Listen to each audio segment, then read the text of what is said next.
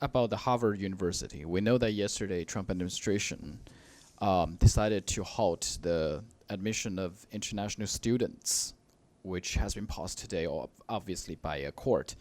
What is the Secretary General's view on this order from Trump administration? Well, we don't involve ourselves in domestic affairs, including, of course, those that are going to be before the court system, as this one already is.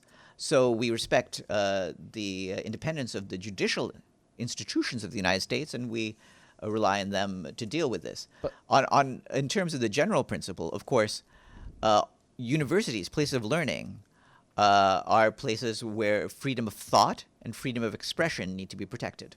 But do you think this action, the decision from Trump administration, is against the Article 26 of the Universal Declaration of Human Rights on the right to education?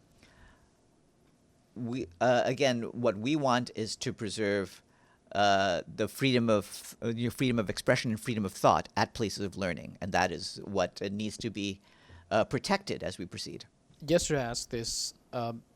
Is this still the situation that UN is in negotiation with Israel about the humanitarian trucks entering Gaza on a daily basis? There's still no, let's say, a weekly update.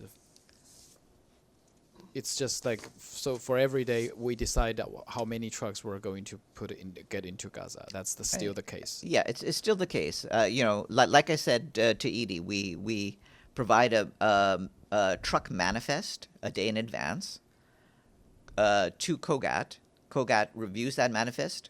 It returns a new one to us that evening before the entry of trucks, and basically tells us which trucks are approved for entry the following day, and then we go through the procedure of moving the trucks and loading and unloading that I've just described to you. In that case, normally would COGAT in the past few for the last week actually agreed the numbers you want the UN want to get in there, or they have some limitations for the trucks you gave, the number you gave? I think it's clear that we want a larger flow of trucks, as much as we can. Yeah, but have they agreed with the numbers, or you give a bigger number so they no, put it no, they have not always agreed with the numbers or with the contents of different trucks.